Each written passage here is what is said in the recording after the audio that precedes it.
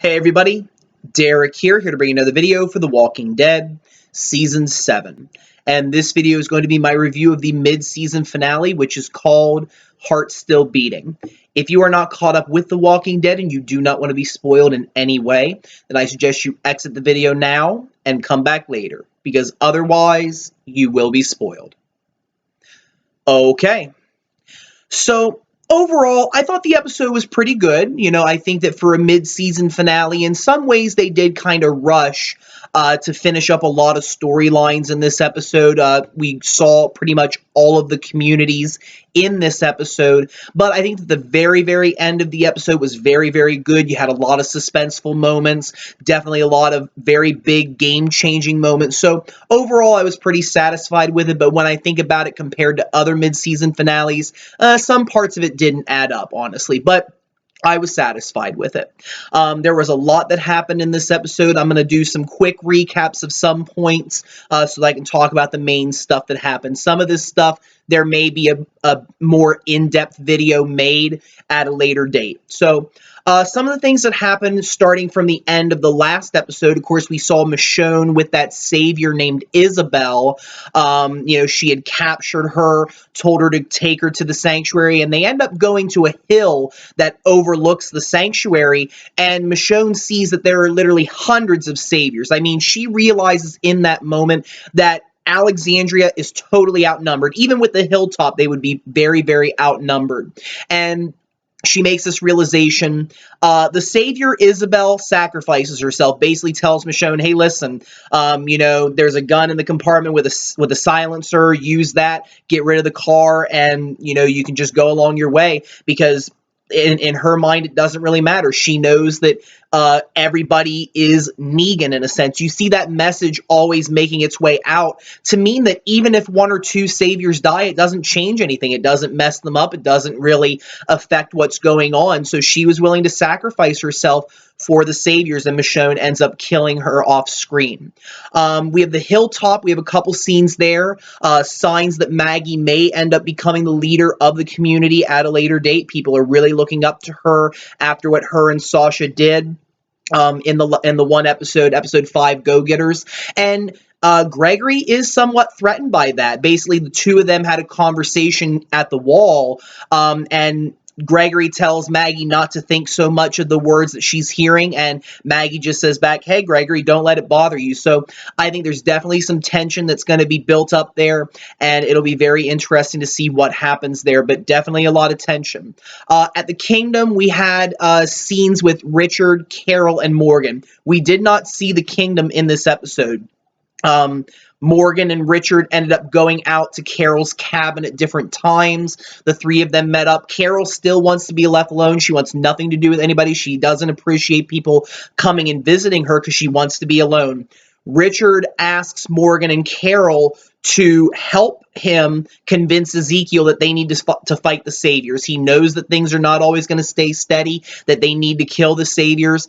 And while maybe there's some agreement there, Carol really wants nothing to do with the fighting because, she's in that state right now. And Morgan really doesn't want to risk a fight at this time, which really upsets Richard. And I can understand exactly where Richard is coming from. If he saw what was going on in Alexandria at the end of this episode, it would absolutely give a lot more evidence to his argument that they do need to fight. And I think that's going to be a big important factor moving forward when we see Rick's group finally meet the Kingdom and Ezekiel.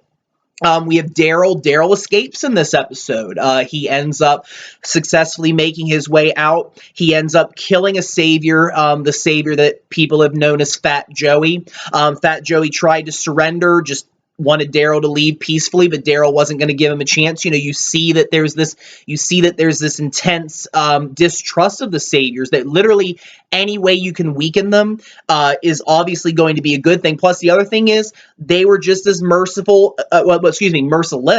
against any community that they ran into. So Daryl shows no mercy, even to somebody that may not be seen as the biggest threat, still kills him. So he beats him to death with a pipe. And at this point, Jesus comes out and reveals that he's there, and Daryl and Jesus end up escaping on Daryl's motorcycle, and they go back to the hilltop, which is pretty important for the end of the episode. And finally, Aaron and Rick They're able to go out in the rowboat, get the supplies. There's not as many, but it's also, decent enough for a take to take home to Negan, so that way they can make the payment that they need to. And Aaron almost drowns in the process, but they realize that this Leslie William Stanton, I think his name is, he probably was a pretty angry, crazy guy when he was alive. And a sign that he made whenever they got out to the boathouse, whenever they found the supplies, there was a sign with a middle finger drawn on it that says, "Congratulations, but you're still a loser." Plays an important factor later on in the episode.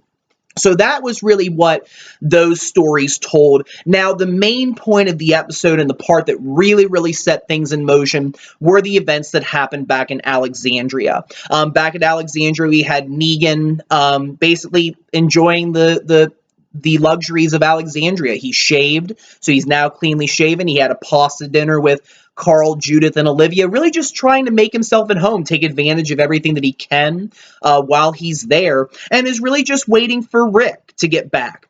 And while he's waiting, other things are happening as well. If you remember in the last episode when Spencer came back from his journey and ended up finding several supplies because he found those caches in Latin that this guy had hidden. He had blood all over him from that walker falling, which he really didn't have to do anything, but he plays it up like he did a lot, and really what we see Spencer doing is Spencer really trying to make himself out to seem like he's more important, that he's greater, that he's somebody that will really do anything for the Saviors, and that's just because of who he is. I think he wants to put himself in a better position. He wants to be more of a leader, wants to be more important. We've seen those things happen. He knows that he can't do that with Rick in power. So what he tries to really do is really make a play with the Saviors, basically trying to make himself seem like he would be a better leader. He impresses a couple of the Saviors that are collecting the supplies, and then he eventually makes his move. He ends up going to Negan and saying that he wants to talk, and he shows him a lot of luxuries of Alexandria. He, talks with him, and Negan's kind of impressed, but at the same time, he knows that Spencer's kind of up to something. I think Negan can clearly see that there were things going on, and they end up playing a game of billiards on a pool table, and they end up taking it out into the main street of Alexandria, and people all gather around to watch this, and we see Spencer making his play. And basically what Spencer suggests to Negan is that Rick is not the great leader that he, proclaims to be, that really ever since Rick has shown up in Alexandria, things have gone terrible. He is still very bitter about the fact that his mother, father, and brother have all died since Rick arrived, and tells Negan that really he should put Spencer in charge, that really Spencer would be the better leader. Spencer could get the job done and bring things to Negan, and he also respects what Negan is about, because Negan's trying to make a network of communities that will work together, and that's really what he's doing, albeit he's being very forceful about it. But Spencer, is playing towards that and really trying to get Negan to believe in this and maybe kill Rick. Well, Negan doesn't respect this, and this comes directly from the comics. We have that scene where Negan basically tells Spencer, well, something, one thing I have to admit is that Rick is out there right now. Rick is out there risking his life.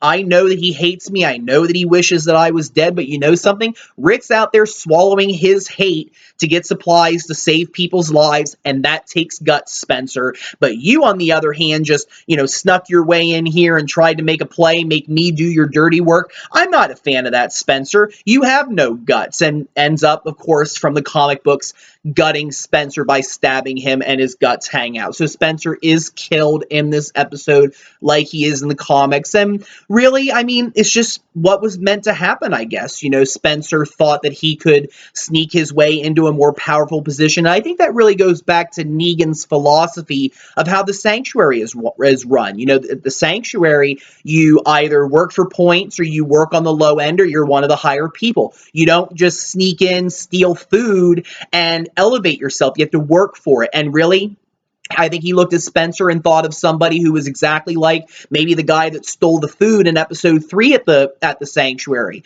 He cheated in a sense, and Negan wasn't going to have any of that. So he ends up killing Spencer. This absolutely shocks everybody in the community. And what ends up happening is Negan starts taunting all of them, telling somebody to come here and clean up the mess, etc., etc. This aggravates Rosita enough to take action. Earlier in the episode, Rosita had talked with Gabriel about her decision to kill Negan. Gabriel, in a sense, maybe not necessarily talking her out of it, but trying to put some wisdom into her head to really do what she thinks needs to be done. I think that if Gabriel could have saved her from doing this, then he might have done more, but it really seemed like he was counseling her to really think about the process before she did it. But she's aggravated. She does end up drawing the gun and using the bullet, and it ends up hitting Lucille, like in the comic books, where Carl shot Lucille in the comics. In the TV show, Rosita tries to kill Negan, and the bullet ends up hitting Lucille, and it just angers Negan. I mean, I don't think I've ever seen Negan so out of control, so angry. I mean, he's literally in shock at the moment when this happened. He's like, what? What? Like, you tried to kill me? You tried to, he's just angry and just confused and surprised. I mean, not a lot of people can take Negan by surprise. And I think this was really the first time we have seen Negan not expecting something, that he really wasn't ahead of the game. And of course, this ends badly for the group. Negan ends up interrogating Rosita, and he wants to know who made the bullet. He wants to know who did this, because he picks it up and he realizes that this bullet was man-made. It was not something that you pulled out of a box. Rosita tries to say that she did it to save Eugene, but Negan doesn't believe her, and he asks one of his women that works for him as a soldier, Arat, to kill somebody, and she ends up pulling her gun, sees Olivia in her crosshairs, and shoots Olivia in the face. So Olivia also dies in this episode. And eventually, they end up finding out, because Eugene bravely confesses that he was the one that made the bullet, and he ends up admitting that he did this, so they end up taking him. So they're going to take him back to the sanctuary. Obviously, one can only wonder what for. I'm going to assume that they're going to put him to work, maybe making bullets for them. Hard to say, but Eugene has been taken captive back to the sanctuary. And when Rick comes upon this scene, earlier what happened was, when they came back and they brought the supplies back, the Saviors found that sign that man had made with the middle finger, and they think that it was Rick and Aaron, taking a shot at them, and they try to say, no, it wasn't us, but they don't believe them, and they end up beating up Aaron. So Aaron gets really seriously beaten up. You have Spencer and Olivia who are killed. Rick then comes upon the scene of everything going on, is just shocked, upset by what has happened, and Negan tries to play it off like he did Rick a favor. He basically says, hey, Rick, I get you're upset, but you know what? Your boy, he snuck into one of my trucks. He came over on to my community. He killed 2 of my men, and I brought him back no harm. And he also noted, hey, and Spencer was trying to make me kill you, and I did you a favor. I took care of this guy. Negan always using his resources to really try to make it seem like he's not that bad of a guy. He's always trying to manipulate people. Rick basically asks Negan and his people to leave, and Negan says, okay, yeah, we'll leave. We got what we came for, and tells Rick a warning. He basically says, after all of this, you guys are in big trouble, that something very good had better be present for the next drop, or it's going to end up badly. So Rick's just absolutely upset, heartbroken over the fact that Negan did not keep his word, that he did kill people. And really, you have to admit, it was Negan that really broke his word, that really caused a lot of this to happen. I'm not going to say that Spencer didn't deserve what he got, but the one thing you have to realize is that Negan was the one that broke the word. He promised he wouldn't kill anybody if they would continue to bring supplies, and he went back on that. And this, of course, makes Rick very upset. So Rick and Michonne talk later on in the episode, And Michonne is able to talk some fight back into Rick. Basically says, look, you said it before. We're the ones that live. We always live. We need to fight. And she says, we need to do this because this is no way to live, Rick. This is no way for us to live. We need to fight for the future, fight for this new world, fight for Judith and Carl. And Rick agrees with this. So Rick finally gets his will to fight again. After everything that has happened, he realizes that this is the only way out. The very end of the episode, you have Rick, Rosita, Tara, Michonne, and Carl going to the hilltop, reuniting with Maggie, Sasha, and Daryl, and Enid, who's also there.